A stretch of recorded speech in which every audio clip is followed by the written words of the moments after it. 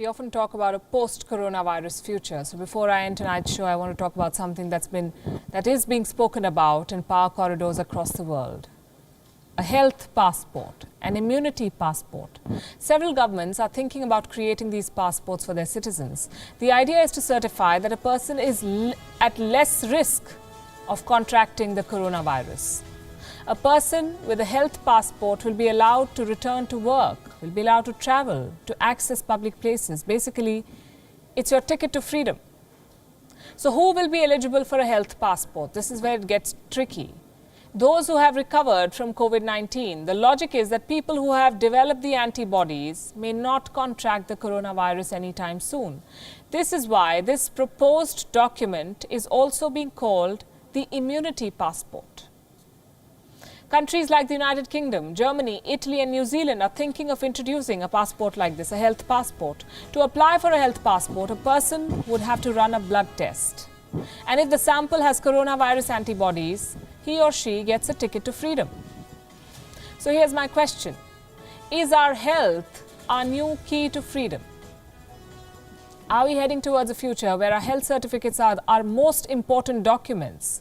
Will we now be quizzed about our coronavirus history before the question of criminal record pops up? Well, this is a question that you usually ask before being given visas. Do you have a criminal record? Earlier, they would screen potential criminals. Now they'll screen potential carriers. At least this is what the concept of a health passport is pointing at, changing priorities. Here's another question. Are health passports the morally correct choice? Are they discriminatory?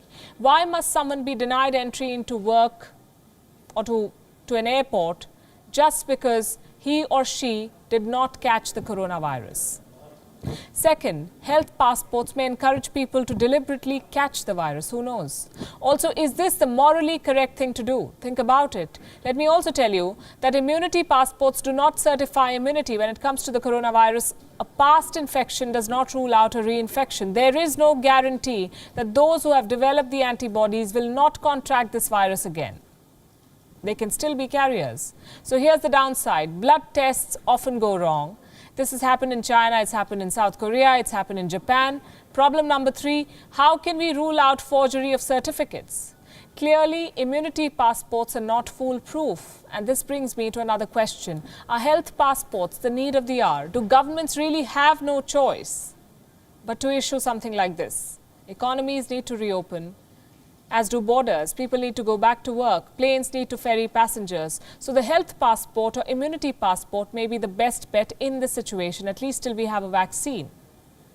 And after that, don't be surprised if every form you fill needs you to declare whether or not you've been vaccinated against the COVID-19.